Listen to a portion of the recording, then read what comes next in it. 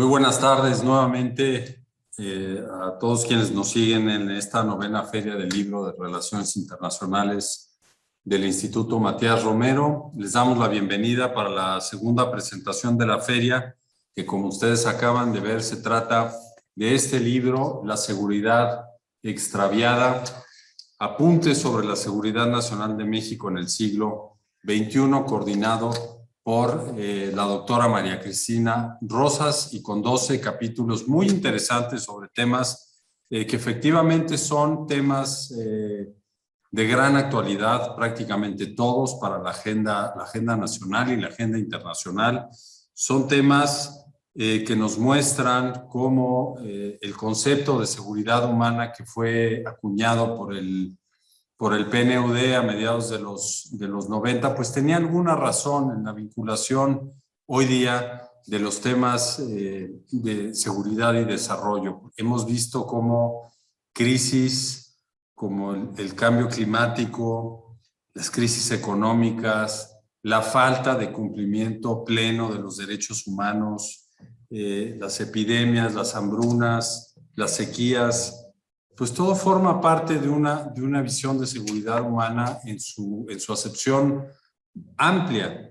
Entonces los autores nos presentan en esta obra, y ya lo escucharemos de algunos de ellos, cómo algunas de estas aristas del concepto, algunas de las aristas en materia de seguridad no han sido debidamente atendidas, no han sido discutidas, puestas en política pública de una manera adecuada, conforme lo sugería el PNUD en aquellos años, y posteriormente ha fortalecido bajo este concepto de seguridad humana y sus desarrollos, o bajo una agenda de seguridad multidimensional, que también pues es un marco que se desarrolló en la Organización de los Estados Americanos a principios del siglo actual, del siglo XXI, como una forma de atender estas situaciones que ya se veían plenamente asociadas, la seguridad y el desarrollo.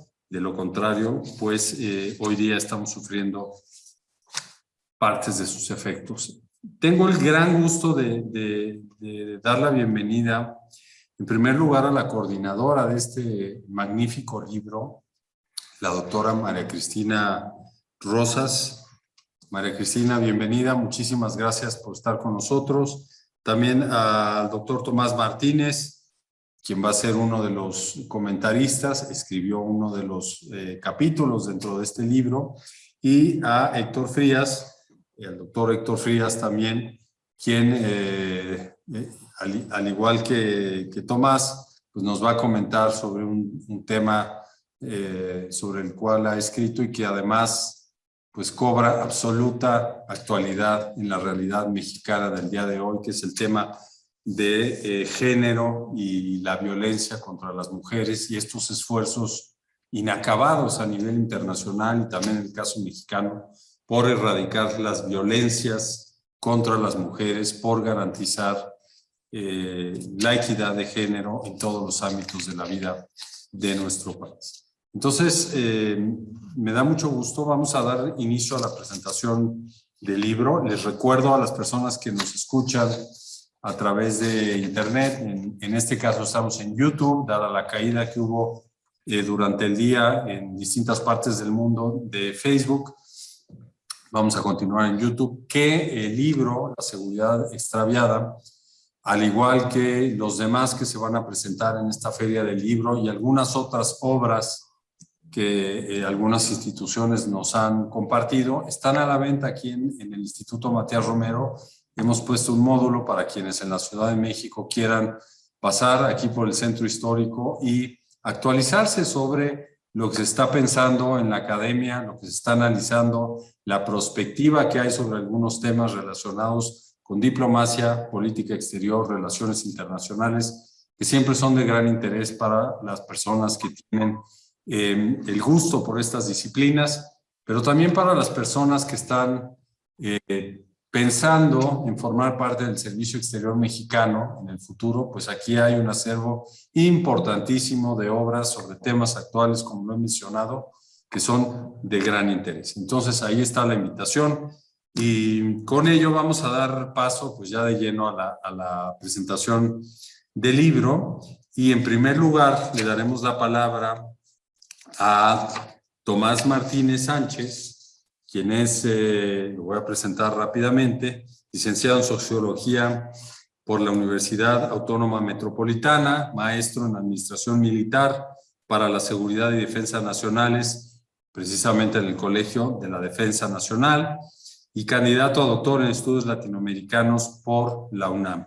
Participa como docente en la Facultad de Ciencias Políticas y Sociales de la UNAM, en el Centro de Estudios Superiores Navales de la Armada de México y en el Instituto Universitario de Investigación Ortega y Gasset. Ha colaborado en la Secretaría de Gobernación y también como asesor en las Secretarías de Agricultura, Economía, Educación Pública, Reforma Agraria y Relaciones Internacionales. Asimismo, participa en grupos de crisis en la Presidencia de la República. Fue el primer secretario técnico de la Comisión Bicameral de Seguridad Nacional en el Congreso de la Unión y en la Comisión de Seguridad Pública del Senado de la República, además de asesorar en asuntos relacionados con las comisiones de Defensa Nacional y Gobernación. Tiene muchos artículos, los más recientes de forma especializada tienen que ver con movimientos sociales y seguridad nacional en México, desregulación de la seguridad privada en México, seguridad nacional y desmovilización en América Latina, la necesaria reforma constitucional en materia de seguridad nacional. Y precisamente este último tema que menciono es la materia del artículo o del capítulo al que dedican esta obra tan vasta que estamos presentando esta tarde. Entonces me da mucho gusto darle la bienvenida a Tomás. Le dije doctor, pues es candidato a doctor, pero bueno, muchísimas gracias por estar con nosotros. Adelante, por favor. Sí, bueno, pues muchas gracias Alejandro por esta presentación. También muchas gracias a María Cristina por habernos incluido en esta presentación, y tomando en consideración que pues, hay muchos autores en la obra, y entonces yo agradezco mucho que las razones que haya tenido para que en esta ocasión estemos participando. Y entrando en tema, bueno, como bien decía Alejandro, es decir, mucho de lo que intento hacer en este artículo, en esta contribución, es tratar de plantear, digamos, el problema que tiene el país y que tiene, en este caso, el Estado mexicano respecto a lo que es el concepto de seguridad interior, ¿no? Este es un concepto que obviamente pues tiene, digo, el principal antecedente, lo tenemos en la Constitución, en la fracción sexta, ¿no?, del artículo 89, ¿no?, constitucional, donde ahí se establece, recupera, pues, digamos, lo que en otras constituciones, las del siglo XIX, plantearon en materia de seguridad interior. Es decir, hay entonces, digamos que un antecedente muy importante, sobre todo cuando México inicia su proceso de independencia, ahora que se puso de vigencia este 200 aniversario, ¿no?, en el que se habla de la consumación de la independencia. Creo que ahí es donde el concepto cobra valor, porque pues una cosa fue ese evento y después la necesidad de darle seguridad al país, ¿no? Entonces esa necesidad de pacificar a un país donde derivado de la independencia vamos a tener una serie de desarrollo de fuerzas políticas y de diferentes problemas asociados con la seguridad pública, como pueden ser los bandolerismos y todo el tipo de afectaciones, ¿no?, a la vida cotidiana, ¿no?, de lo que fue esa construcción del siglo XIX mexicano, nos va pues a colocar y a los constituyentes y finalmente en la constitución final del siglo XX, ¿no?, de principios del siglo XX, le va a dar pues un valor, una importancia a lo que es el concepto de seguridad interior, pero fíjense, siempre muy asociado también al concepto de defensa exterior. O sea, entonces la Constitución, en ese artículo 89 constitucional, se colocan esos dos conceptos como entonces dos conceptos que son vitales en lo que es, digamos, de manera muy esquemática, una primera definición de lo que debe ser la seguridad nacional, ¿no? Entonces, podríamos decir que puede haber muchas definiciones, pero es muy lamentable, y aquí es donde empiezan los problemas, que la Ley de Seguridad Nacional, cuando ¿no? fue aprobada y salió publicada, estamos hablando ¿no? ya de 2005, es una ley que entonces adolece de esta conceptualización de la seguridad interior y la defensa exterior. Entonces son dos conceptos que están vacíos. Diría yo que ese es uno de los grandes problemas que hoy tenemos y que de alguna manera trató de ser resuelto pues en 2016-2017, cuando en el Congreso se presentaron diferentes propuestas, iniciativas para precisamente darle vida a una ley de seguridad interior. Desde mi punto de vista, y es lo que quien tenga oportunidad de revisar este artículo de alcances y límites de la legislación mexicana en materia de seguridad interior, lo que trato de señalar como un primer gran problema es que nosotros creemos que era un error, y fue un error, hacer un planteamiento de una ley de seguridad interior cuando este es un componente fundamental de la seguridad nacional. Y por lo tanto, entonces, en este planteamiento y en algunos artículos anteriores que tuvimos oportunidad de escribir, señalamos la necesidad de que la primer gran reforma que podría producirse en materia de seguridad nacional en el país sería aquella que precisamente incorpora un título completo desarrollando el concepto de seguridad interior y otro título donde entonces ¿no? describe y plantea lo que deben de ser las funciones de la defensa exterior, ¿no? Entonces son por eso dos tareas pendientes, dos asignaturas pendientes en materia legislativa y obviamente tratar de corregir lo que fue el ejercicio legislativo que dio vida a esta ley, ¿no? Que salió en decreto el 21 de diciembre de 2017, pero que después, ¿no? se presentaron una serie de controversias constitucionales hasta lograr, ¿no? A finales de 2018, pues, dar por muerta esta ley en la medida que se consideró que era inconstitucional, y es mucho el tratamiento que hago en la revisión de las motivaciones también que llevó a la sociedad civil y a diferentes instituciones, sobre todo de los órganos autónomos, sobre todo de derechos humanos y de transparencia, que pusieron precisamente, digamos, las observaciones más importantes de por qué no debía, no procedía este ensayo de ley de seguridad interior, ¿no?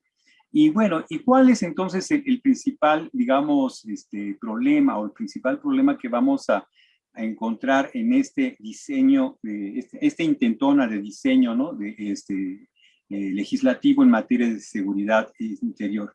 Pues la principal falla que vamos a encontrar está relacionada con el papel fundamental que se le asignan a las Fuerzas Armadas.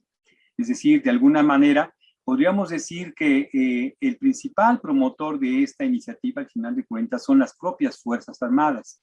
¿En razón de qué? Y aquí hay un antecedente muy importante. Cuando en 2009 se intenta hacer una reforma de gran calado a la Ley de Seguridad Nacional, en el proyecto que se presentó por el Ejecutivo Federal, en este caso, ¿no? En el gobierno de Felipe Calderón, esta propuesta en la cual tuvimos oportunidad de colaborar diferentes grupos, diferentes instancias, que en ese momento discutíamos la necesidad de reformar la Ley de Seguridad Nacional, pudimos incorporar entonces un título completo donde entonces se desarrolló lo que era este primer concepto de seguridad Interior dentro de nuestra legislatura. Y en él lo que prevalecía, ahí sí, era cuál iba a ser el papel que iban a jugar las Fuerzas Armadas, sobre todo en materia de seguridad pública. Digamos que ese era el contenido de esa primera intentona, pero porque también tratábamos de, junto a eso, entonces decíamos, bueno, si va a jugar un papel importante las Fuerzas Armadas, también un papel muy importante deberán jugar, ¿no? Las áreas de derechos humanos del país. Entonces, hicimos un diseño, digamos, de tratar de, digamos, compensar, ¿no?, la actuación de las Fuerzas Armadas, tomando en consideración que una manera de lograr el control y regular la actuación de las fuerzas que no policías, ¿no? Cumpliendo funciones de policía nacional, de policía en el país, los miembros del ejército, la única manera de contener y poder regular y poder, digamos, dosificar el uso racional de la fuerza iba a ser con un componente de derechos humanos muy importante. De hecho, entonces, casi en los artículos que se planteaban en ese momento, hablábamos de la necesidad del acompañamiento en todas las misiones y en todas las actuaciones en materia de seguridad interior de las Fuerzas Armadas, un acompañamiento de lo que eran integrantes, ¿no?, de la Comisión Nacional de Derechos Humanos, ¿no? Entonces, a través de las visitaduras, designar los responsables de tomar cartas en el asunto y poder entonces observar, tener una presencia y con ello entonces poder ir regulando conforme fueran desarrollándose las misiones en materia de seguridad interior, que permitiera entonces lograr ese objetivo de uso racional de la fuerza. Bueno, esto fue un componente muy importante. Sin embargo, logramos que en aquel entonces el Senado aprobara esta reforma, pero al pasar a la Cámara de Diputados, este proyecto se congeló. O sea, hubo una reacción al interior de las Fuerzas Armadas, sobre todo porque no estaban de acuerdo con esta intervención, ¿no?, de las áreas de derechos humanos, tanto la federal como las estatales, y entonces ese fue, digamos, el primer choque o confrontación conceptual de lo que tenía que, teórica y política, ¿no?, de lo que tenía que ser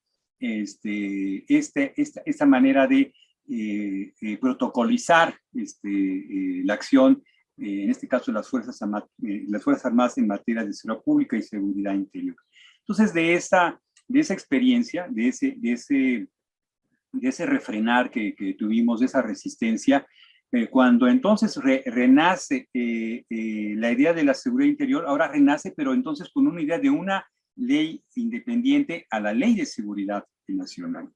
Entonces allí hay un intento de buscar un camino diferente y lo que tratamos de mencionar en el artículo es que eso no lo debemos permitir y afortunadamente fue una de las razones por las cuales se congeló.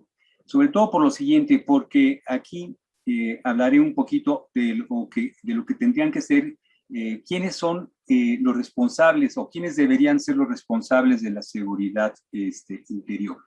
Pues en primer lugar, creemos nosotros, y ya bajo un enfoque, como bien señalabas, Alejandro, en un principio de lo que es el concepto de seguridad humana, pues tendría que jugar un papel fundamental en estas actividades, pues todo lo que son los organismos de los derechos humanos. O sea, definitivamente, si queremos entrar en un sentido de modernidad, ¿no?, apropiado, y una manera de aterrizar el concepto de seguridad humana sería a través del concepto de seguridad interior, dotar precisamente, ¿no?, a lo que son nuestras, tanto organismos autónomos como los diferentes grupos de derechos humanos, jugar un papel muy importante en lo que hoy se está llamando pacificación, ¿no?, del país. O sea, si queremos una pacificación del país, definitivamente, y es fundamental, el papel que habrán de jugar tanto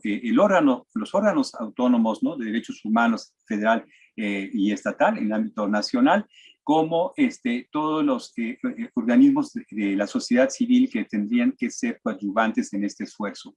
Y junto con ellos, entonces, otro protagonista fundamental tendría que ser la Secretaría de Gobernación, ¿no? ¿Por qué? Pues porque tenemos problemas de ingobernabilidad cada vez más crecientes. En estas pasadas elecciones somos testigos todos, ¿no? Los medios nos hicieron evidentes la cantidad de crímenes y asesinatos de candidatos, ¿no?, a puestos de elección popular y de formas de coacción del voto que se ejercieron por parte de la delincuencia organizada en diferentes, ¿no?, localidades, en algunas diferentes regiones del país. Entonces vemos ahí que el papel de la Secretaría de Gobernación sería, y aquí es haciendo una distinción, no se trata de que ¿no? Las elecciones las organice Gobernación como era en el pasado, sino se trata de crear condiciones de gobernabilidad precisamente para, en coadyuvancia y en coordinación con la Fiscalía General de la República y las fiscalías estatales, poder blindar, y ese es uno de los temas, los procesos electorales. Entonces, Gobernación y Fiscalía tendrían que estar blindando los procesos para garantizar el otro concepto que está, que tiene fuerza en las versiones originales de lo que ha sido la conceptuación de la seguridad humana, que es la seguridad política, ¿no? La seguridad de las personas vinculados a todo lo que son sus derechos políticos de todos los ciudadanos. Entonces, ese es entonces el valor y la importancia que tendría que jugar. Y entonces, sí, después de eso podríamos estar hablando de una coadyuvancia, de un apoyo de las Fuerzas Armadas. Pero bueno, entonces diríamos, estas serían las cuestiones que fueron las que discutimos en su momento cuando se debatió esta iniciativa de decreto para darle vida a esta Ley de Seguridad Interior. Y aquí planteo entonces un problema central que tiene legislar en materia de seguridad interior, pero también en las necesidades de actualizar la legislación en materia de seguridad nacional para tratar de definir algo que es muy importante, los protocolos de actuación de cada uno de los protagonistas de la seguridad nacional. En este momento, la Ley de Seguridad Nacional contempla fundamentalmente lo que sería digamos, el protocolo de actuación de lo que es de lo que era el CISEN y ahora no, el CNI, ¿no? Con el cambio de nombre y de definición. Bueno, si bien entonces conocemos a la Ley de Seguridad Nacional, en forma coloquial decimos es la Ley CISEN, porque fundamentalmente entonces a lo que se apostó en aquel momento fue a legitimar la actuación, ¿no?, del CISEN como órgano de inteligencia, ¿no?, para la seguridad nacional, órgano de inteligencia para el Estado mexicano. Y hasta ahí quedó, pero integrantes de la seguridad nacional en torno a lo que es el Consejo de Seguridad Nacional eran muchas otras dependencias del gobierno federal.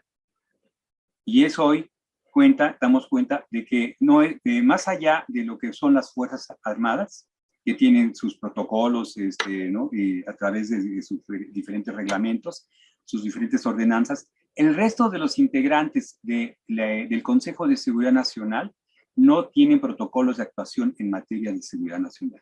Entonces, eso es lo que hace que, digamos, la seguridad nacional en este país no logre, ¿no?, la función de seguridad nacional no logre la plenitud que deberíamos tener. ¿Por qué? Porque no hay protocolos de actuación. Nadie sabe qué hacer, ¿no? Los únicos que marcan entonces ciertas directivas o marcaron ciertas directivas en su momento fue CISEN o Fuerzas Armadas. Entonces tenemos una ley de seguridad nacional que simplemente entonces le da una sostenibilidad a estas actuaciones, ¿no? Y por lo tanto, entonces, digamos, tiene nuestra seguridad nacional bajo este análisis, nos llevaría a la conclusión de que entonces tenemos una seguridad nacional militarizada, pero desde ya atrás, o sea, y no hemos quitado ese sentido y ese adjetivo que tiene la seguridad nacional en el país. Bueno, eso trató de ser reforzado con la Ley de Seguridad Interior, ¿no? Entonces era como que, ¿no? Es decir, si hablamos de procesos de militarización, bueno, fue una intentona de tratar de entonces reforzar y reafirmar la presencia de las Fuerzas Armadas en los temas de seguridad interior. Y con eso entonces planteo que obviamente todos tenemos en México y todos los que preocupados por que evolucione y se revitalice la seguridad nacional, una necesidad de reconceptualizarla a partir de definir los protocolos de actuación, ¿no?, de todas las instancias que han de integrar, ¿no?, el futuro de la legislación en materia de seguridad nacional. Y insistir en la importancia de que tanto seguridad interior como defensa exterior deben de ser dos títulos fundamentales que deben ser incluidos en la legislación.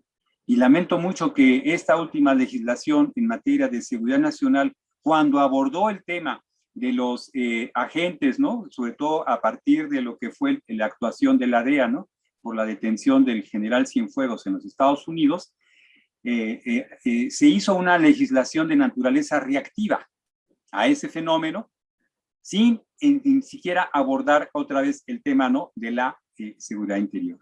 Entonces, el concepto de seguridad interior no está en esa reforma, no está el concepto de defensa exterior, porque, bueno, era un tema de defensa exterior, el tema, ¿no?, de los agentes, ¿no?, que están haciendo actividades clandestinas y que están rompiendo los esquemas de coordinación y cooperación de información en materia de inteligencia para el tema criminal. Entonces, esa es entonces una de nuestras grandes deficiencias. Y cuando vemos la legislación en materia de Guardia Nacional, oh, sorpresa, uno hubiera esperado que entonces en Guardia Nacional hubiera una conceptualización de la seguridad interior, y no es así. Si ustedes hacen una revisión del contenido de la ley, ¿no?, de la Guardia Nacional, habla exclusivamente de seguridad pública. Entonces, hay un vacío entonces conceptual al no reconocer que esta Guardia Nacional tendría que tener por lo menos un concepto operativo en materia de seguridad interior. No lo hay. Y aún así, entonces, se está actuando en temas de migración, ¿no?, el fenómeno migratorio. Entonces, ¿bajo qué protocolo de actuación lo está haciendo? Tendría que ser obligadamente a partir de un concepto de protocolización de lo que es la seguridad interior, y no lo hay. Entonces, ahí tenemos, ¿no?, una debilidad también muy grande. Y tampoco tiene esa Guardia Nacional, o sea, aunque lleva, lleva el apellido de nacional, o sea, es una Guardia Nacional, no tiene ninguna consideración para ser concebida como una instancia de la seguridad nacional.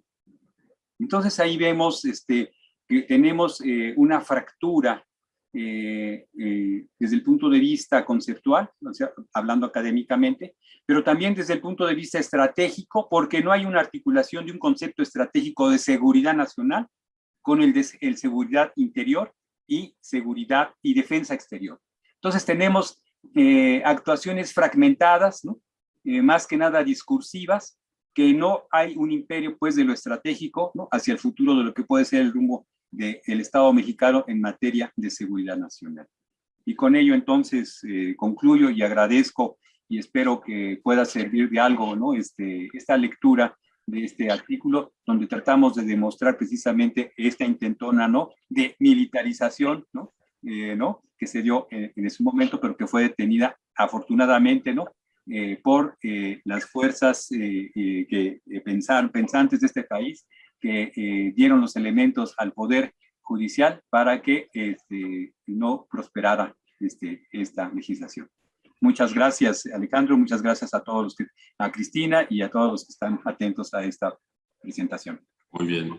Pues muchas gracias a Tomás Martínez. Ahí tienen ustedes un artículo que trata sobre temas que han estado en la discusión pública durante mucho tiempo, de la propia participación de las Fuerzas Armadas en algunos contextos, cumpliendo labores que, digamos que en rigor, no les corresponderían. Por otra parte, las Fuerzas Armadas también lo escuchamos reclamando que no tenían un marco jurídico para actuar. Los distintos colectivos de derechos humanos, resaltando la importancia de que en esas operaciones que cuestionaban, pues se adaptaran a los mínimos en materia de derechos humanos más aún elevados en 2011 a nivel constitucional. Entonces, un artículo sin duda para la reflexión y para la participación en esos debates de manera informada. Sí hay muchas cosas que todavía es necesario fortalecer en el país y bueno, pues Tomás Martínez ahí nos da algunas sugerencias, recomendaciones, claramente el tema de los protocolos de actuación, que se han intentado en algunos casos para el uso de la fuerza, por ejemplo, bajo las reglas de instancias internacionales muy reconocidas, como el Comité Internacional de la Cruz Roja, sobre la proporcionalidad, por ejemplo, y otro tipo de cuestiones que tienen incluidas dentro de sus propios protocolos. Entonces, muchas gracias. Es una obra bien interesante. Usted puede estar de acuerdo o no con ella, pero sin lugar a dudas genera una base analítica importante sobre lo que debería fortalecerse en este país para dejar de una vez por todas pues una situación que a todos nos preocupa, que es la inseguridad y quién debe atenderla, bajo qué parámetros y con qué mecanismos de control, ¿no? Muchísimas gracias. Vamos a dar la palabra ahora en segunda instancia a Héctor Frías Barrón. Gracias, Héctor, por estar con nosotros. Héctor es licenciado en Relaciones Internacionales por la Facultad de Ciencias Políticas y Sociales de la UNAM. Ha tenido una participación como asesor parlamentario en la Cámara de Diputados, en el Congreso de la Unión, en las comisiones de Relaciones Exteriores, en la década de los 90, más recientemente en la Comisión de Equidad y Género. Actualmente se desempeña como subdirector de impartición y seguimiento a la formación y certificación en género en el Instituto Nacional de las Mujeres, en el INMujeres. Y Héctor nos ha propuesto en esta obra un tema, pues yo decía, de la mayor actualidad y de urgente atención. Su artículo se titula Escenas cotidianas en el terreno de la discriminación, la violencia contra las mujeres y cómo se vinculan con el tema de la seguridad. Una aproximación al análisis desde la perspectiva de género. Pues Héctor, te damos el uso de la palabra. Adelante, por favor, y gracias de nuevo por estar con nosotros. No, al contrario, muchas gracias al Instituto Matías Romero, gracias a la doctora Cristina Rosas. Y pues me gustaría en primera instancia si puedo compartir mi pantalla para más o menos de alguna manera ordenada hacer la presentación. Sí, a mí me gustaría más bien platicar cómo está estructurado el capítulo y detenerme en algunas de las partes que considero importantes del mismo. Y para comenzar, pues me gustaría decir que hay tres ideas que articulan el escrito, ¿no? La primera es que, en efecto, a las mujeres y a los hombres nos afectan los mismos problemas, por ejemplo, la crisis económica, el desempleo, las enfermedades, las guerras, la seguridad o inseguridad, etcétera. Sin embargo, los efectos de esos problemas, cómo nos impactan, son distintos para los hombres y para las mujeres. La segunda idea tiene que ver con que para poder identificar esas diferencias y comprender mucho mejor el porqué de ellas, es importante utilizar una herramienta de análisis como es la perspectiva de género, que nos explica de qué manera los hombres y las mujeres nos relacionamos en todos los ámbitos de la vida cotidiana, ¿no? El ámbito laboral, el ámbito político, el ámbito familiar, en el ámbito económico. Y la tercera idea tiene que ver con el tema de la seguridad, que fue el tema central de esta obra que coordinó la doctora Rosas. Y este tema en todas sus dimensiones, ya sea la seguridad individual, la seguridad pública, la seguridad nacional y la seguridad humana, puede y tendría que ser abordado necesariamente desde la perspectiva de género para poder dar una mayor comprensión de estos efectos diferenciados que tiene la inseguridad en todas esas dimensiones para las mujeres y para los hombres, y sobre todo para tratar de encontrar soluciones adecuadas y eficientes y eficaces para esos problemas derivados de la inseguridad. Bueno, entonces me voy a permitir leer una nota. Se llama Escenas cotidianas porque la idea era, a través de notas de periódico, hablar de cosas muy obvias que aparentemente están ahí, pero el problema con lo obvio es que, como ahí está, pues no lo vemos, ¿no? Y si lo vemos, no alcanzamos como a distinguir la serie de matices que están presentes y que nos pueden explicar el por qué las cosas son así y no de otra manera. Entonces voy a permitirme narrar un acontecimiento que habla de una situación denostable que no debería de suceder, pero que desafortunadamente pasa en todas las partes de nuestro país. Y lo tomé de un periódico y el encabezado dice así: asaltan camión en la autopista México-Querétaro y violan a una mujer. Autobús de pasajeros fue asaltado en el kilómetro 54 de la carretera México-Querétaro. Esto sucedió el 10 de junio de 2016, alrededor de las 9 p.m., cuando un par de asaltantes abordaron el autobús cerca del kilómetro 54, próximo a la comunidad de Jorobas. El camión de la marca comercial Viajero se dirigía a Atlacomulco, Estado de México. Las grabaciones fueron difundidas por la televisora Televisa y en ellas se logra apreciar a un sujeto armado golpeando la puerta, exigiéndole al conductor poder ingresar al vehículo, mientras que los usuarios le gritan al conductor que no abra la puerta. Los asaltantes amenazaron con disparar si no se les abría la puerta y entonces el conductor entró en pánico, por lo que detuvo el autobús y corrió a la parte trasera del mismo. Una vez que los asaltantes lograron ingresar, le ordenaron al chofer apagar todas las luces y entregarle sus pertenencias de valor, así como el dinero. Posteriormente le exigen transitar detrás de un tráiler a baja velocidad, pero por las obras de mantenimiento en la circulación de esa carretera, se volvió lenta la circulación. Un par de minutos después, le exigen a los viajeros darles todas sus pertenencias, gritando: quiero todo el dinero, apaguen todo, quiero todo el dinero, dame esa mochila. En el video se aprecia cómo los asaltantes piden a los hombres, a los pasajeros, ¿sí?, que se vayan a la parte trasera, mientras uno de los delincuentes golpea a las mujeres, hasta que culmina abusando sexualmente de una de ellas. El asalto duró aproximadamente 9 minutos, ya que los delincuentes, al escuchar la sirena de una ambulancia, huyeron de la escena del crimen, internándose en la vegetación de la carretera.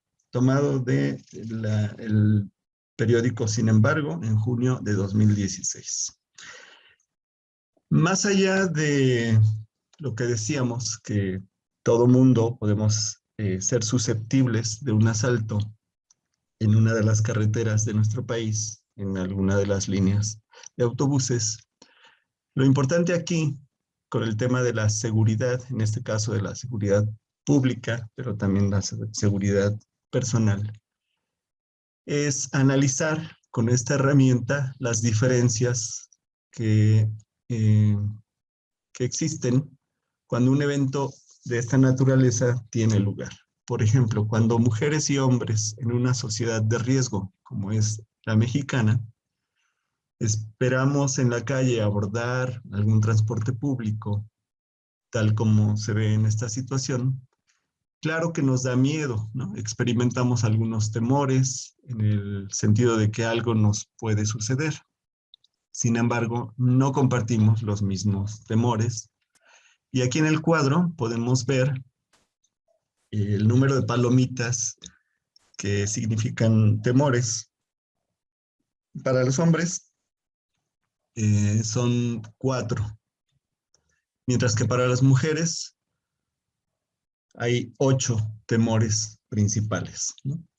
Entonces, las mujeres tienen temor a recibir piropos groseros u ofensivos que forman parte de lo que los protocolos en nuestro país denominan acoso sexual, que puede ser callejero, laboral o de otra índole.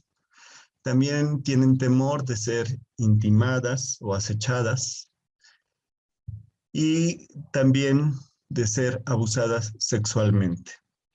Sobre todo, este es un temor que las mujeres experimentan en todo momento. Un temor compartido con los hombres es ser acosado sexualmente, que pueda revestir tocamientos en el cuerpo, a diferencia del acoso de tipo verbal. Estas conductas implican tocar el cuerpo o ser tocado en el cuerpo con una connotación lasciva o lujuriosa, y esto se comparte entre mujeres y hombres porque puede tener lugar también entre hombres. La diferencia es que el acoso sexual lo practican mayoritariamente los hombres hacia los hombres y hacia las mujeres, ¿no? Es muy difícil imaginar a una mujer acosando sexualmente a hombres en el transporte público. Otro temor que tienen las mujeres es a la violación. Y los otros temores, pues, son los que compartimos hombres y mujeres: a ser asaltados, a ser golpeados y a ser asesinados en estos transportes públicos.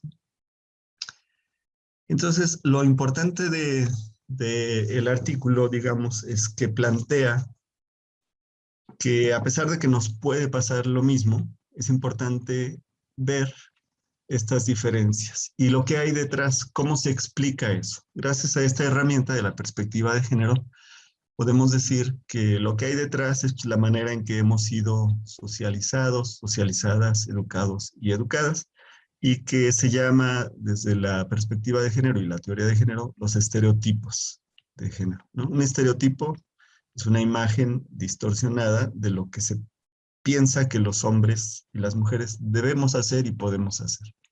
Entonces, por ejemplo, pues a las mujeres se les dice que son débiles y a los hombres que somos fuertes. ¿Qué consecuencias puede traer esto? Pues que los hombres dominen a las mujeres en todos los ámbitos, y en el transporte público pues se actúa ese dominio. Se dice que las mujeres son receptivas o pasivas, mientras los hombres somos activos, y los hombres pues en esa actividad se tornan asaltantes, ¿no? Las mujeres deben arreglarse para los hombres y son consideradas objetos sexuales.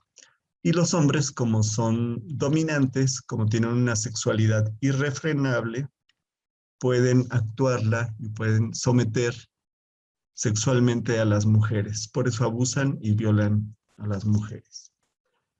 Las mujeres están para obedecer a los hombres, y los hombres deben mandar, deben conquistar a las mujeres y deben tener relaciones sexuales, pero no con hombres, sino con mujeres, ¿no? Entonces los hombres abusan sexualmente y violan a las mujeres, pero no a los hombres. Por eso en la escena, en la nota, no aparece ningún hombre abusado sexualmente ni violado. Y también se piensa que el no de las mujeres, aún en el terreno sexual, significa un sí disfrazado. Entonces los hombres, abusando de su superioridad, de que ellos mandan y de que tienen esta sexualidad irrefrenable, someten a las mujeres, incluso sexualmente, incluso en espacios públicos, como lo son los transportes. Digamos que la línea de análisis del artículo tiene esa base y utiliza esa herramienta para hacer otras incursiones en el ámbito, por ejemplo, también de la trata de personas, que es definida como esta acción de captar, transportar, trasladar, captar o recibir a personas que han sido traídas bajo amenazas, engaños o abusos de poder con el fin de explotarlas sexualmente, laboralmente o con otros fines, de acuerdo con el Protocolo de Naciones Unidas para prevenir, reprimir y sancionar la trata de personas. Y también otras escenas que se analizaron o se analizan en el artículo tiene que ver con el feminicidio, que es definido por primera vez como ese asesinato realizado por varones motivados por un sentido de derecho a quitar la vida a las mujeres y motivado por la pretendida superioridad masculina sobre lo femenino. El feminicidio, pues, es un término que tiene fines políticos para distinguir lo que es un homicidio, pero para evidenciar precisamente estas características donde a una persona se le priva de la vida por el solo hecho de ser mujer, con muchos más agravantes que en el caso de quitarle la vida a un hombre. ¿Cuál fue la idea, digamos, como de escribir este apartado? Uno, pues decir que cuando estamos hablando de seguridad, ya sea en su dimensión individual, privada, pues el Estado tiene la obligación de procurar que las personas tengan paz interior, que no tengan miedos, que no teman a estar digamos, por la calle, caminando, a subirse a un transporte público, a vivir bajo un territorio, etc. Entonces, para garantizar la seguridad en esa dimensión, pues sería importante que el Estado tomara esa responsabilidad. Si nos vamos a la dimensión de lo público, a la dimensión de lo colectivo, pues las mujeres, no solamente es que este temor de ser agredida, de ser privada de la vida por el solo hecho de ser mujer, las mujeres comparten como colectivo estos temores. No hay grupos de mujeres que se sientan seguras, no hay grupos de mujeres que sientan que el Estado mexicano les está proporcionando garantías de su seguridad. Hablando en términos de la seguridad pública, no confían en la policía, no confían en agrupaciones tales como el ejército, no confían en la Marina o ahora en la seguridad, en la Guardia Nacional. No hay un real ejercicio de las obligaciones del Estado para garantizar esa seguridad. Y si hablamos de la seguridad humana, pues tampoco está garantizada en estos momentos, o por lo menos hasta ahora, no hay una garantía. ¿Qué se necesita? Son como las consideraciones finales de este apartado.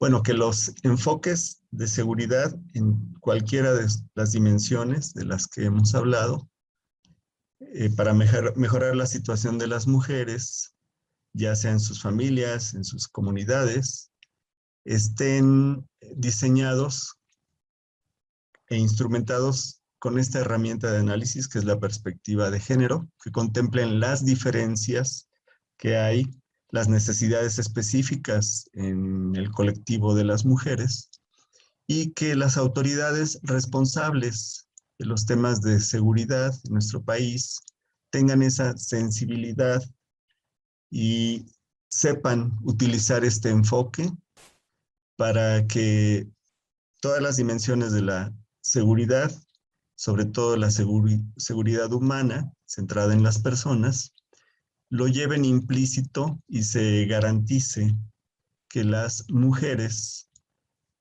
puedan confiar en estas acciones del Estado para brindarles esa seguridad.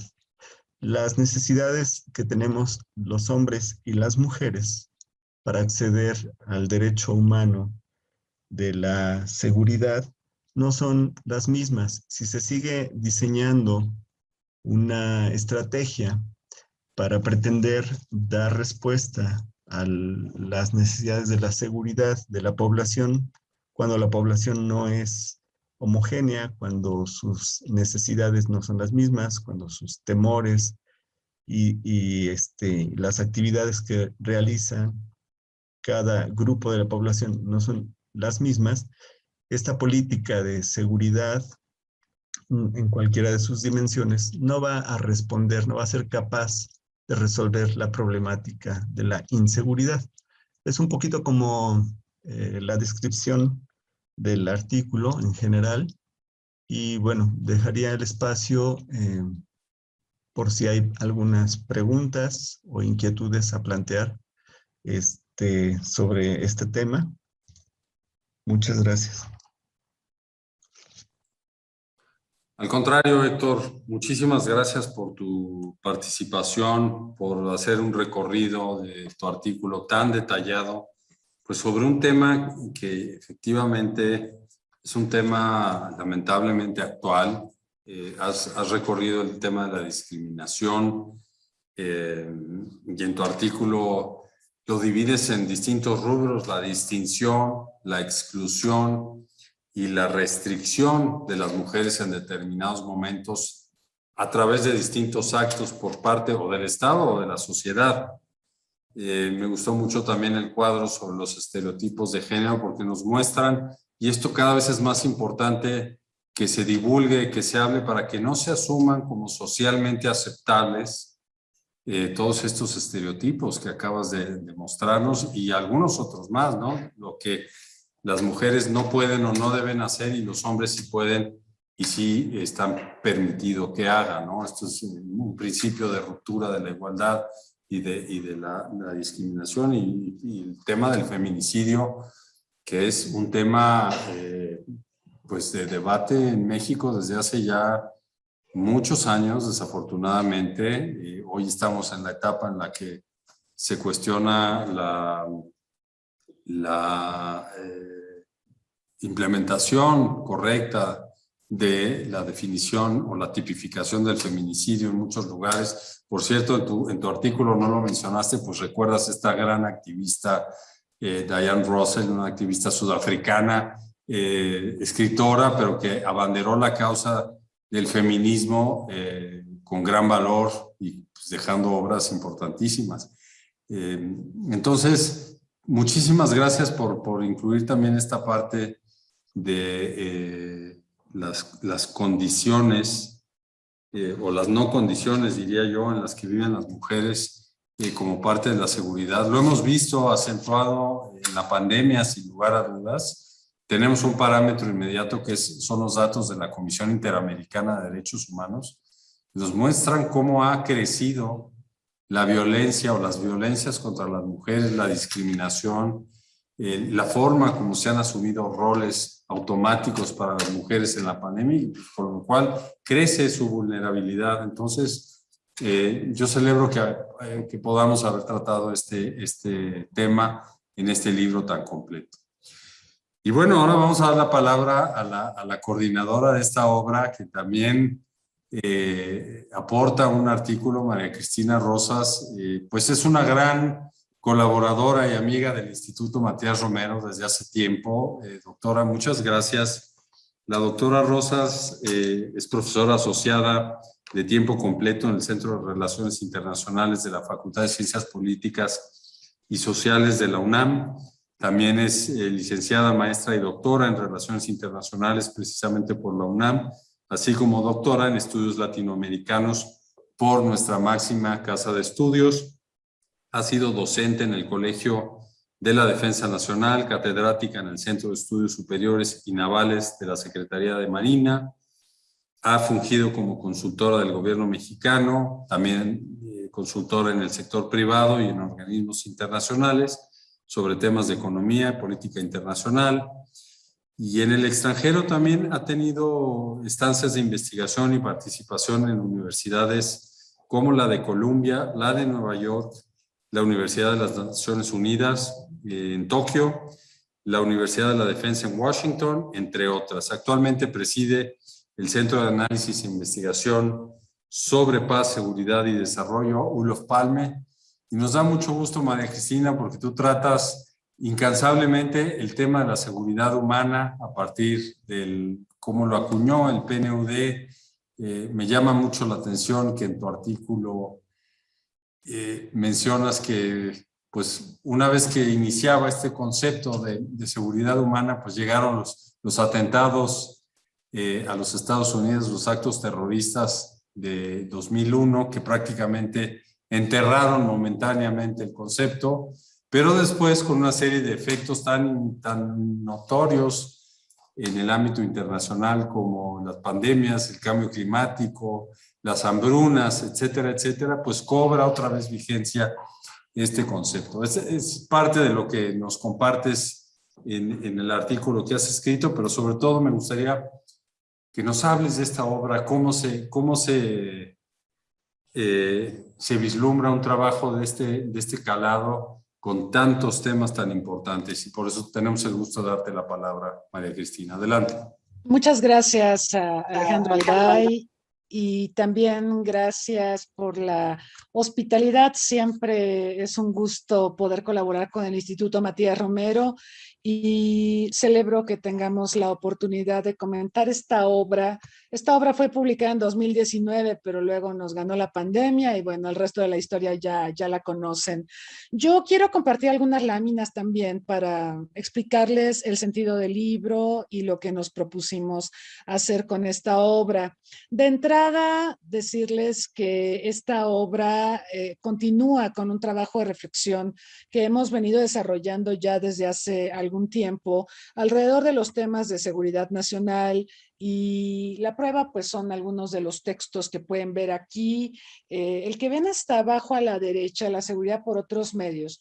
Yo creo que es importante traerlo a colación porque fue el primer texto que publica el Centro Olof Palme, que tengo el honor de presidir, un texto ya agotado, pero un texto que se propuso analizar el concepto amplio de seguridad, la seguridad humana, pero también nociones como seguridad multidimensional y cuáles son sus implicaciones para las políticas públicas, entre otros aspectos.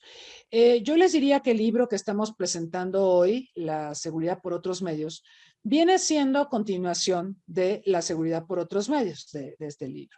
Pero en el ínter, en los extremos, o entre estos extremos, entre la seguridad por otros medios y el libro que estamos presentando hoy, pues están todos los demás donde hemos de manera reiterada reflexionado sobre el concepto de seguridad nacional y sobre la evolución del concepto de seguridad humana, que a mí me parece muy relevante traerlo a colación, porque si bien, como decía el maestro Alday, seguridad humana es un concepto acuñado por el PNUD en 1994, lo cierto es que no es un concepto acabado, es un concepto en cambio en construcción, un concepto que también nos ha traído como aportación la necesidad de reconciliar seguridad con desarrollo, ¿sí? Si ustedes recuerdan las 7 aristas que componen a la seguridad humana, 4 de ellas están directamente relacionadas con los temas de desarrollo, es decir, seguridad ambiental, seguridad y salud, seguridad alimentaria y seguridad económica. Son 4 aristas que están muy vinculadas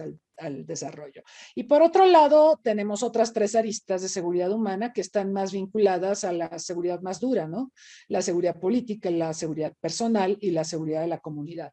Y lo menciono porque, bueno, seguridad humana excluyó muchas cosas, ¿no? Y ese es uno de los propósitos de este libro, traer al debate temas como al que se acaba de referir Héctor Frías, el género, qué pasa por el lado mexicano, con reflexiones en torno a, por ejemplo, la defensa nacional y la seguridad interior, por eso invitamos a Tomás Martínez. Pero además hay otra serie de reflexiones que a veces no se logran integrar en los trabajos sobre seguridad.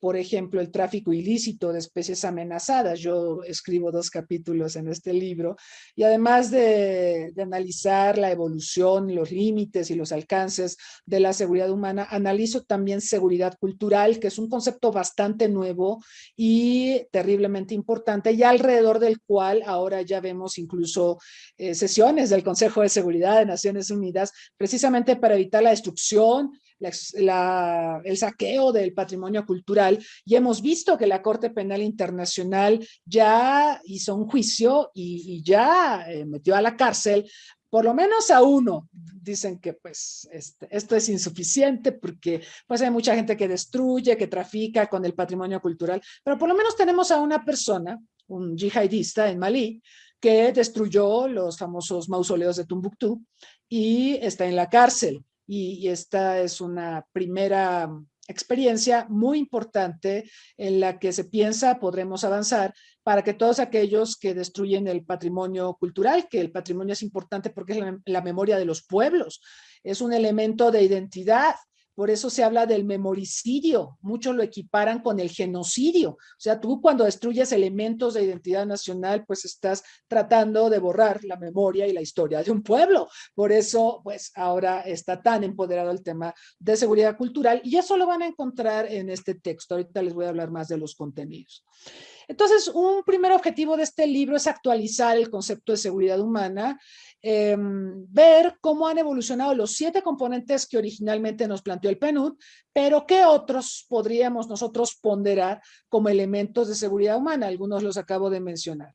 También este libro se inscribe en los esfuerzos para impulsar los estudios sobre seguridad en nuestro país, que de todas maneras no son tan abundantes. Creo que hemos avanzado sustancialmente en México para producir estudios propios con visiones nuestras sobre la seguridad, pero falta mucho por hacer. También queremos promover la visión de especialistas mexicanos y no solo de los más consagrados como podría ser Tomás Martínez o Guillermo Garduño, sino también de nuevas generaciones que están muy interesadas en los temas de seguridad nacional y seguridad internacional. Entonces les cuento rápidamente qué contiene el libro. Está este capítulo al que ya hacía alusión Alejandro Alday sobre cómo ha evolucionado la seguridad humana del 94 para acá y cómo ha luchado por sobrevivir en este siglo a la luz de los ataques terroristas del 11 de septiembre, cuando cae el perfil de la seguridad humana. El 11 de septiembre de 2001 se empodera la vieja seguridad, la de Guerra Fría, la seguridad militarizada, la que cierra fronteras, la que establece vigilancia y monitoreo de las personas, y decae la seguridad humana. Pero efectivamente, también lo señalaba el maestro Alday, a lo largo de este siglo hemos visto un montón de fenómenos que están muy relacionados con las aristas que toca la seguridad humana. Hemos visto fenómenos como crisis económicas. Bueno, ahí está un componente de seguridad humana que es la seguridad económica. Hemos visto epidemias y pandemias, 2 grandes pandemias en este siglo, H1N1 y ahora COVID-19. Pero en el Inter también tuvimos otros coronavirus, tuvimos al ébola, tuvimos chikungunya y otra serie de enfermedades que irrumpieron en la escena internacional. También hemos tenido fenómenos naturales devastadores, terremotos, inundaciones, fenómenos hidrometeorológicos, sequías, huracanes, tsunamis, en fin, que nos han recordado que los fenómenos naturales y eventualmente mezclados con otras situaciones desafortunadas, como lo vimos en Japón con el terremoto de 2011 y el accidente de Fukushima, pueden transformarse en amenazas a la seguridad. Y bueno, vemos esa evolución que ha tenido la seguridad humana, su declive el 11 de septiembre y su renacimiento a lo largo de este siglo y su especial resurgimiento a la luz de los objetivos de desarrollo sostenible que están tratando de recuperar la agenda de desarrollo y tratan también de empatarla o de ponerla a la par de la agenda de seguridad. Uno de los postulados de este libro es que ha sido muy difícil empatar seguridad con desarrollo. O prevalece una o prevalece la otra, pero nunca caminan juntas. Y yo creo que esa es la tragedia del mundo, ¿no? Que hemos, por ejemplo, en este siglo empoderado tanto al terrorismo, que dejamos de ver las agendas de desarrollo, entre ellas la salud. Por eso tenemos la crisis que tenemos actualmente. Entonces, a eso se aboca este capítulo. Y luego tenemos una reflexión de Guillermo Garduño sobre una teoría de la seguridad y el papel de Fuerzas Armadas en nuestro país. Luego tenemos justamente alrededor del tema de la gestión de riesgos de desastre y su impacto en la seguridad nacional, una reflexión de Ortiz Cancino sobre aportes para la construcción de puentes teóricos, normativos, programáticos y metodológicos en esta materia de gestión del riesgo de desastre.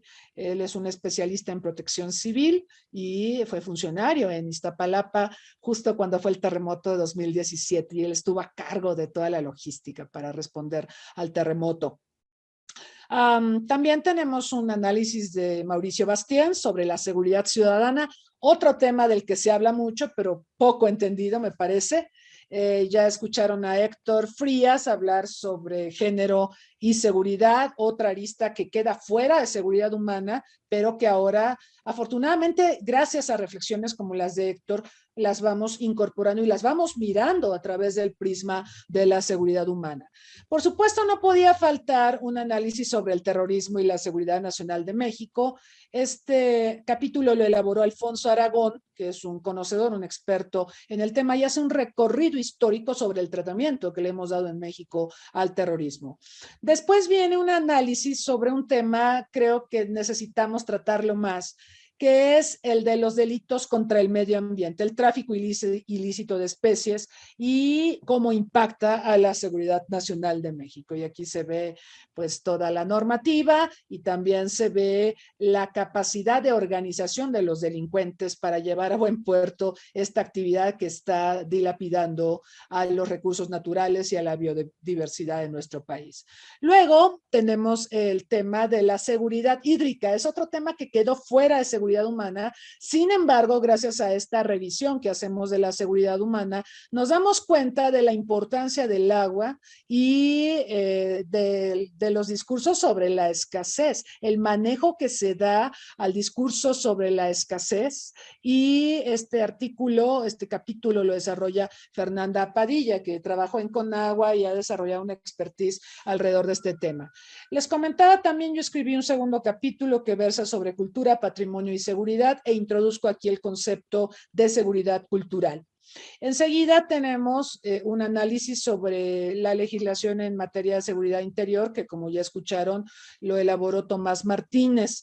Después tenemos una reflexión de Severino Cartagena sobre el papel de la inteligencia en la democracia, en una sociedad de la transparencia, porque a veces se piensa que la inteligencia no debería rendirle cuentas a nadie. Y la verdad es que en las democracias, pues tienes que rendir cuentas, digo. Por supuesto, es una actividad que requiere discreción, que no requiere protagonismos, de preferencia, pues necesitamos que opere con bastante discreción. Pero eso no significa que no deba haber rendición de cuentas, y esa es la reflexión que hace Severino Cartagena. Y el libro termina con un análisis de Juan Pablo Prado, uno de los connotados expertos en nuestro país en materia de cooperación internacional, que analiza lo que fue el tema de la cooperación en seguridad durante el gobierno de Enrique Peña Nieto con la administración de Donald Trump. Quizá sería muy interesante hacer un seguimiento a esto para ver, como lo planteaba también Tomás Martínez hace un momento, cómo ha evolucionado la cooperación entre México y Estados Unidos en seguridad ya con el gobierno del presidente López Obrador y el gobierno de Biden a la luz de esta reforma a la Ley de Seguridad Nacional. Bueno, de las cosas importantes del libro, yo recomiendo mucho leer el libro. Como también ya se dijo, tenemos un punto de venta allá en el Centro Histórico, en el Instituto Matías Romero, está a su disposición para quienes deseen adquirirlo. Hay muchos planteamientos de esta obra que quizá llevarían mucho más tiempo del que poseemos aquí para poderlos poner en la mesa, pero sí señalaría un par de cuestiones. Primero, que el concepto de seguridad humana no es acabado, es un concepto en construcción, es un concepto muy útil que nos recuerda la relación simbiótica que debería haber, no la hay, entre seguridad y desarrollo. Y por qué es importante, nos recuerda también la seguridad humana, reconciliar a seguridad con desarrollo. No todo es seguridad, no todo es desarrollo. Si queremos un país seguro, tenemos que avanzar en el desarrollo. Y si queremos desarrollo, tenemos que trabajar en la seguridad. No podemos trabajar uno y el otro no. Entonces, esto es importante para nuestro país, pero también para el mundo. El mundo tiene una crisis pandémica y esta crisis pandémica, que era un tema de desarrollo, se convirtió en un tema de seguridad internacional por todo el descuido que le hemos prodigado a la agenda de desarrollo. Entonces, hay muchas lecciones alrededor de esta relación entre seguridad y desarrollo. También, bueno, voy a saltarme algunas cuestiones que ya han sido analizadas, sugeridas por quienes me antecedieron en el uso de la palabra. Creo que es muy importante a la hora en que analizamos amenazas y riesgos a la seguridad, ponderar el tema de las vulnerabilidades. Las vulnerabilidades las tienen todos los países. Lo que cambia es la preparación, ¿sí? Por ejemplo, todos somos vulnerables al cambio climático, pero hay países que tienen mejor capacidad de respuesta, tienen mejores niveles educativos, tienen mayor infraestructura, etcétera. Entonces, a mí me parece importante trabajar el tema de vulnerabilidad desde la óptica de las agendas de seguridad y no solo quedarnos con amenaza o riesgo. Yo creo que abonaría mucho el análisis de la vulnerabilidad a una mejor conformación de agendas de seguridad. Y bueno, también reitero que es muy importante, y en esto pone mucho el acento el libro, tener una visión amplia de la seguridad y una visión amplia del desarrollo. La seguridad, pues, no es solo luchar contra el terrorismo o luchar contra la delincuencia organizada. En realidad, la seguridad involucra una serie de aristas que es importante mirar en su conjunto, mirarlas en su interrelación, mirarlas en su complejidad. Como decían por ahí, a problemas complejos subyacen soluciones complejas. Y el mundo es muy complejo. Entonces, si nosotros queremos construir sociedades seguras y con desarrollo, tenemos que dejar de mirar un solo tema. Está muy bien el énfasis a la lucha contra el terrorismo que hemos visto en estas pasadas 2 décadas, pero sí descuidamos todos los demás temas. Entonces, quizá una lección importante es que esto no debería pasar. Hay que aprender de las malas experiencias. Y una lección es mirar al conjunto de los problemas, mirar al bosque, no solo mirar al árbol. Espero, yo tengo la confianza de que esta pandemia nos haga ver la importancia de tener una visión de conjunto sobre los problemas y ojalá no caigamos en lo mismo en que caímos el 11 de septiembre de 2001. En aquellos momentos decidimos empoderar al terrorismo en detrimento de todos los demás temas. Ahorita yo veo que estamos empoderando no al tema salud, sino al tema COVID-19 en detrimento de todas las agendas. Incluso estamos dejando de mirar otras enfermedades y otras cuestiones en materia de salud para atender la emergencia del COVID-19. Y si bien se entiende que COVID-19 merece mucha atención, no es el único flagelo que enfrenta el mundo. Entonces, yo convoco a todos los que nos están escuchando y a quienes tienen interés en el libro a pensar respecto a la importancia de aprender de los errores y a tener una visión más incluyente sobre los problemas. Fíjense que la debacle en salud que tenemos ahora está estrechamente relacionada con el problema ambiental, lo sabemos, pero también con el alimentario y también con el económico, y todo se concatena. Entonces, no es posible atender un solo tema dejando de lado los demás cuando los demás tienen incidencia real en ese tema y en una agenda más amplia. Entonces, yo los invito, por supuesto, a conocer más de este libro, a meditar sobre la importancia de la relación entre seguridad y desarrollo, a articular políticas públicas que sean incluyentes, que sean y ponderen a estos dos temas y, bueno, por supuesto, prepararnos de mejor manera para los flagelos que vienen. Cuando hablamos de seguridad siempre estamos pensando en prevención, porque la prevención es más barata y la prevención salva vidas. Es mucho más caro ser reactivos. A veces no es posible ser tan preventivos y tenemos que ser muy reactivos y bueno, tratar de mitigar el daño, ¿no? Que es en parte como hemos actuado ante la pandemia. Pero idealmente esta pandemia y muchos otros flagelos que enfrentamos deberían de llevarnos a privilegiar la prevención, a invertir en la prevención, porque de esta manera podremos construir un mejor mundo.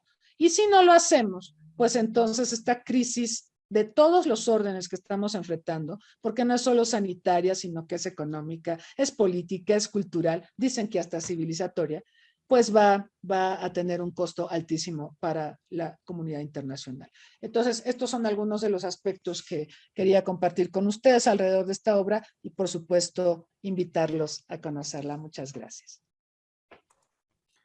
Al contrario, doctora María Cristina Rosas, me parece que de entrada la presentación que acabas de hacer de la obra, pues ya antoja a leerla de arriba abajo, porque efectivamente son tantas áreas las que los gobiernos, y no todos los gobiernos, sino toda la comunidad internacional, tienen que dedicarle recursos, esfuerzo, pensamiento, con una visión preventiva, porque mencionaste de manera muy acertada cómo nos fue impuesta una agenda antiterrorista en el 2001, y todos los estados prácticamente no tuvimos opción, tuvimos que actuar en consecuencia.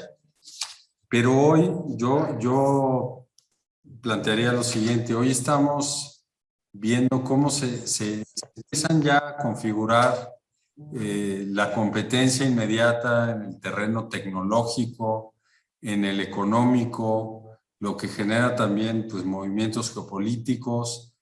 Pero al mismo tiempo tenemos que trabajar de manera preventiva para la siguiente pandemia de salud que viene. Estamos viendo los efectos devastadores del cambio climático, la Agenda 2030, pues que en teoría daba una pauta, o que da una pauta, no en teoría, es una guía de implementación con base en los mismos parámetros para todos los países para superar una serie de problemas pues que tienen que ver con esto, la falta de atención en áreas claves del desarrollo para las sociedades, pues todavía carece de un nivel de cumplimiento y de implementación idóneo, ¿no? El secretario general de la ONU lanzó un mensaje muy fuerte de alerta hace unos días cuando inició el segmento de alto nivel de la ONU.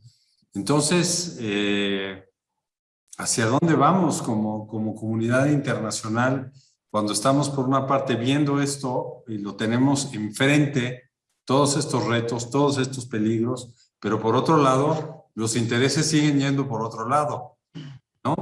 Porque también lo estamos viendo ahora con desarrollos militares, tecnológicos, incluso con el tema de la vacuna. Ha sido un ejercicio en el que se muestran de cuerpo entero las potencias sobre cuáles son sus intereses primarios. Entonces, pues muchas gracias por este punto de referencia para la reflexión. A mí me gustaría darles como cierre de esta transmisión a Tomás, a Héctor y a María Cristina, pues unos 3-4 minutos para un comentario de cierre en el que puedan complementar sobre su artículo, sobre su trabajo o sobre alguna otra cuestión que estén observando vinculada con los temas de esta maravillosa obra. Tomás, comenzamos contigo, por favor. Muy bien. Muchas gracias por esta segunda intervención.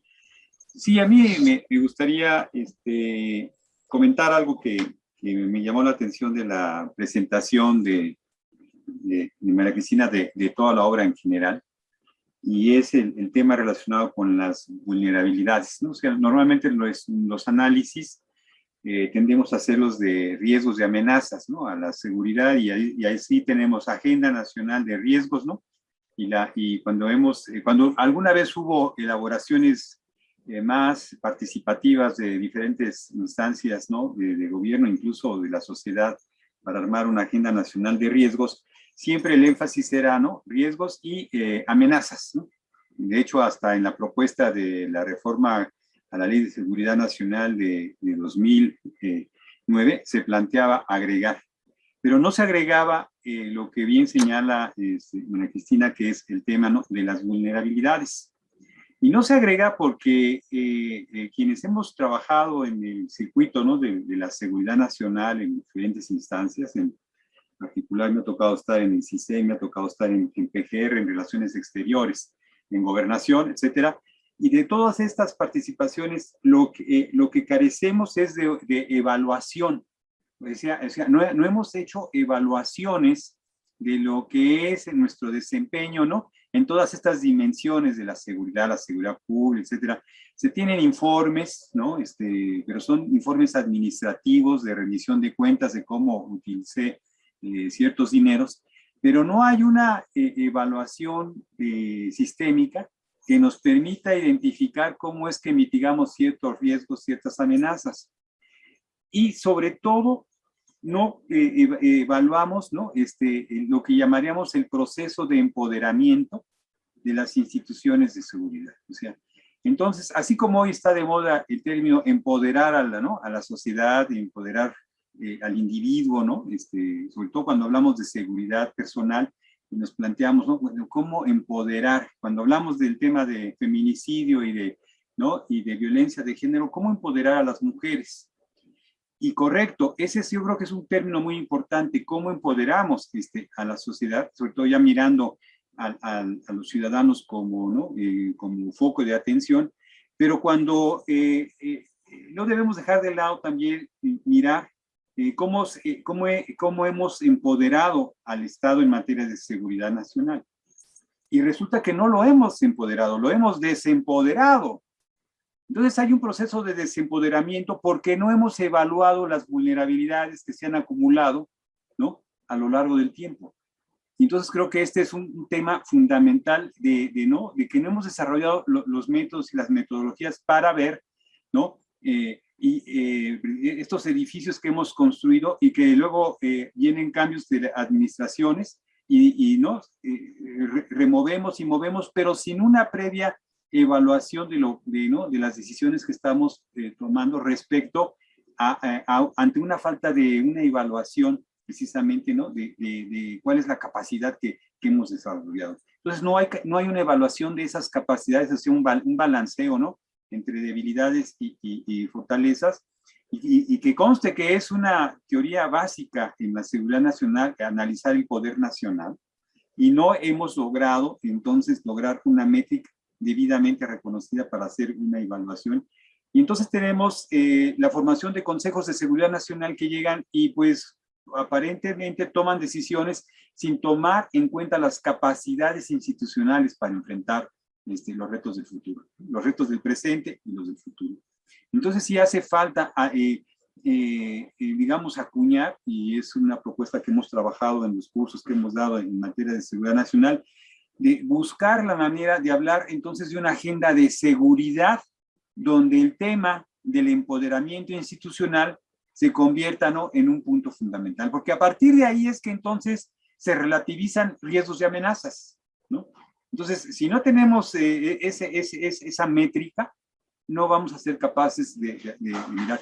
Y yo creo que en ese sentido, una recomendación a quien lea esta obra es que pueda ver precisamente aquello que en los diferentes ensayos se platica sobre esa posible vulnerabilidad, esas deficiencias institucionales. Es una muy buena lectura. De hecho, invitaría a que algún día platicáramos en ese sentido, María Cristina, y armar una discusión, porque ahí hay mucho material de lo que he leído, de los autores, que podríamos hacer esa lectura transversal, ¿no? De cada una de sus participaciones y a través de cada una de las dimensiones de la seguridad, decir, bueno, ¿y cuál es la fortaleza y la debilidad institucional para abordar, ¿no? Y una de esas, un indicador fundamental es lo que estábamos señalando en nuestra colaboración en el artículo, que son este tema de los protocolos de actuación. O sea, dónde hay protocolos, dónde no hay. Ese sería, digamos, una variable, un indicador a identificar, porque eso nos va a dar pautas para poder evaluar. Pues digo, se reunieron los miembros del Consejo de Seguridad, pero ¿qué dijeron, qué hicieron, qué decisiones tomaron, no? ¿Cómo las tomó una dependencia frente a otras? No hay parámetros. Y entonces los informes que presenta el Consejo de Seguridad, ¿no? Al Congreso, pues no reflejan y no dan los elementos porque no hay los indicadores para evaluar. Entonces, por eso es una ficción, ¿no? ese instrumento que se llama Comisión Bicameral de Seguridad Nacional porque no evalúa, porque no tiene la información que necesita para evaluar, ¿no? Precisamente y determinar qué vulnerabilidades tenemos en materia de seguridad. Muchas gracias por su atención. Al contrario, muy interesante este último comentario también sobre la necesidad de evaluar, yo diría estratégicamente, ¿no? Para poder planear, actuar, acotar con base en lo que se observa como retos, pero también con las capacidades que tiene el Estado o los estados, hablamos en este caso, en el caso de México, pero también aplica para otros estados con los que compartimos algunos riesgos en materia de seguridad, por cierto. Claro. Héctor, adelante, un comentario final. Sí, un breve. Me gustó mucho el término que utilizó Cristina en el sentido de, es un concepto en construcción, esto de la seguridad, ¿no? Y la seguridad humana. Y como tal, yo creo que los aprendizajes a lo largo de los distintos capítulos que conforman la obra es cómo estamos construyendo las opciones y las posibilidades de solución de la seguridad humana y de la humanidad, porque muchas veces yo creo que dejamos de ver el todo y nos concentramos solamente en algunas cosas. Y entonces, ¿cómo están intercalados o interconectados? Por ejemplo, decía Tomás, ¿no?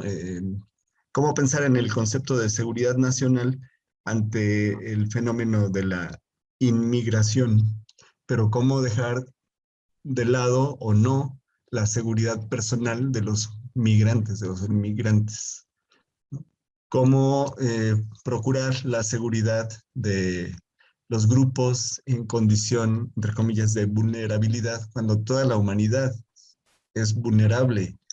Y si terminamos o exterminamos o permitimos que se extermine un grupo, se rompe el equilibrio y todo ser sobre la faz de la tierra queda en una situación de vulnerabilidad. Entonces, es un tema muy complejo, es un tema muy denso y donde tendríamos que aprender todas y todos que pues la seguridad la tendríamos que cuidar entre todos. Una opción o una propuesta más ecológica, no medioambiental o medioambientalista, sino ecológica en el sentido de todo el sistema de salud, todo el sistema de defensa, todo el sistema de trabajo, ¿no? Tendría que estar puesto al servicio de que toda la humanidad en su conjunto creara condiciones para estar mínimamente segura, desde lo individual, ¿no? La paz interna, la seguridad, la confianza en la persona misma, la seguridad y la confianza de la otra persona, de las colectividades, de las comunidades, y pues ir articulando eso, porque finalmente, pues si, insisto, si es exterminada una parte de la humanidad, la otra parte no se las va a ver muy bien, que digamos, ¿no? Como por ahí bromeaba con los antivacunas, los conspiracionistas y demás. Decir, bueno, pues si nos van a desaparecer a todos aquellos que ya nos pusimos la vacuna, quienes quedan en la faz de la Tierra, pues ojalá y aprovechen la lección, porque pues todos los recursos, todo el daño que se ha hecho al planeta y eso pues va a caer sobre sus hombros, ¿no? Entonces, en ese sentido, sí, es un concepto en construcción. Creo que hay mucho que decir, mucho que estudiar, mucho que analizar. Y pues ojalá y se siga avanzando en ese sentido. Muchas gracias. Al contrario, Héctor Frías, muchísimas gracias también por esta reflexión que complementa el comentario al artículo que escribiste en esta obra. Doctora María Cristina Rosas, un comentario final. Sí, con mucho gusto. Serían básicamente dos cositas. Ujú. Yo siempre he visto la vulnerabilidad como un elemento fundamental cuando tratamos de mirar a la seguridad. Efectivamente, por ejemplo, en México tenemos una Agenda Nacional de Riesgos, tenemos una Ley de Seguridad Nacional y tenemos múltiples acepciones sobre seguridad nacional, pero rara vez se habla de la vulnerabilidad. De hecho, yo decía que es como una mesita con tres patitas, ¿no? Y para que la mesita pueda soportarse adecuadamente, necesitas a la vulnerabilidad, además, o sea, considerar la vulnerabilidad, además del riesgo y además de la amenaza. Pero bueno, creo que hay mucho que hacer al respecto. También yo quisiera enfatizar, y se desprende de las reflexiones que presentan todos los autores del libro, la importancia, destacar la importancia de las políticas de Estado sobre las políticas de gobierno. Es decir, dar la continuidad a las agendas, porque efectivamente muchos de los problemas que enfrentamos son precisamente por esta falta de políticas de Estado, de falta de continuidad, ¿no? O sea, un gobierno, por decir, dice, vamos a pintar la pared de amarillo, a lo mejor termina de pintarla, claro, pero llega otro gobierno y dice, no, el amarillo no me gusta, yo la quiero roja, y vuelven a empezar. Esto llevado a políticas de los países, lleva a mal utilizar recursos materiales y humanos. Todos los países tenemos recursos materiales y humanos limitados. Entonces, tenemos que pensar en estrategias que nos permitan optimizar los recursos materiales y humanos. Y también, obviamente, esto de la mano de políticas de Estado donde haya continuidad. Hace un rato hablaba Tomás, por ejemplo, de cómo teníamos un CISEN y luego desapareció, y antes del CISEN hubo un DICEN, y antes de eso hubo una Federal de Seguridad. Esos son ejemplos de políticas de gobierno. Yo creo que todavía nos falta caminar en términos de generar políticas de Estado que realmente pues pudieran ayudarnos a utilizar de mejor manera los escasos recursos materiales y humanos de que disponemos. Y la otra cuestión en la que quería reflexionar es que efectivamente seguridad humana es un concepto en construcción. Y lo que estamos viendo ahora también es que se está tratando de empoderar el tema de desarrollo, así como el 11 de septiembre empoderó al tema de seguridad. Ahora con los ODS se está empoderando al tema de desarrollo. Ahora, la gran pregunta es, ¿llegaremos a un punto en 2030 donde logremos empatar seguridad con desarrollo? Porque está la propuesta de seguridad humana sostenible, que está muy vinculada a los ODS. Pero la gran pregunta es, ¿y los temas de seguridad los van a volver a hacer a un lado y van a empoderar solo los de desarrollo? Porque entonces es repetir el ciclo. Por eso les mencionaba yo que es muy importante mirar a seguridad, mirar a desarrollo, pero mirarlos de una manera más empática, más concatenados, porque dará mejor resultado si se trabajan estas agendas de una manera coordinada. Si, por ejemplo, un país destina todos los recursos a desarrollo y descuida seguridad, eso no va a funcionar. O al revés, ¿no? Si se destina todo a seguridad y se descuida los temas de desarrollo, eso tampoco va a funcionar. Entonces, incluso desde el punto de vista de políticas públicas, es necesario trabajar de una manera más coordinada ambas agendas. Y esto, sin duda, va a reforzar tanto los aspectos de prosperidad como de seguridad de las naciones del mundo y, por supuesto, la de México, ¿no? Entonces, yo postulo y apelo a que este péndulo que ha habido entre seguridad y desarrollo, donde a veces el péndulo se carga a seguridad y a veces, como vimos en los 90, se carga a desarrollo, pudiera encontrar un equilibrio, ¿sí? Y bueno, creo que hay mucho que reflexionar al respecto. Creo que la pandemia es otra oportunidad más para reflexionar sobre dónde estamos en seguridad y dónde estamos en desarrollo. Muchas gracias. Muchísimas gracias a la doctora María Cristina Rosas. Yo creo que si no aprovechamos por lo menos la pandemia para iniciar una reflexión de este tipo, pues no sé qué más tiene que pasar.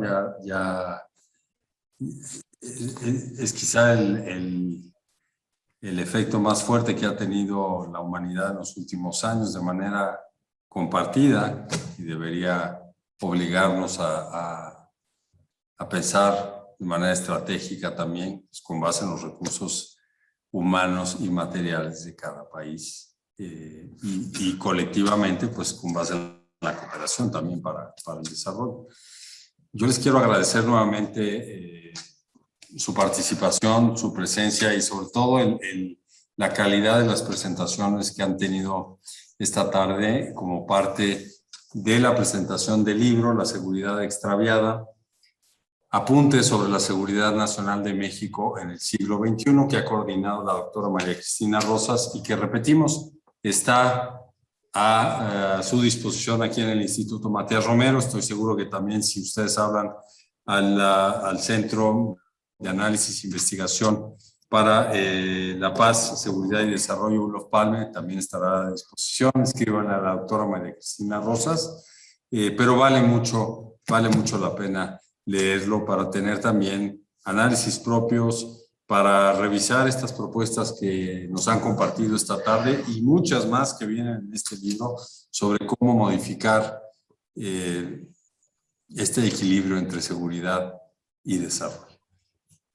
A grandes rasgos, ¿no? Porque trae muchísimos temas. Muchísimas gracias por su presentación y yo les invito a que mañana comencemos también en la Feria del Libro con una obra muy interesante del doctor Víctor Kerber que se titula Peligro Amarillo, la sombra de Japón durante la Revolución Mexicana. Es una obra publicada con el sello del Acervo Histórico Diplomático de la Secretaría de Relaciones Exteriores y de un autor pues, que tiene una amplia trayectoria en el estudio del Japón. Entonces, nos vemos mañana a las 11 de la mañana. Hasta pronto. Buenas noches. Buenas noches y muchas Gracias. Gracias.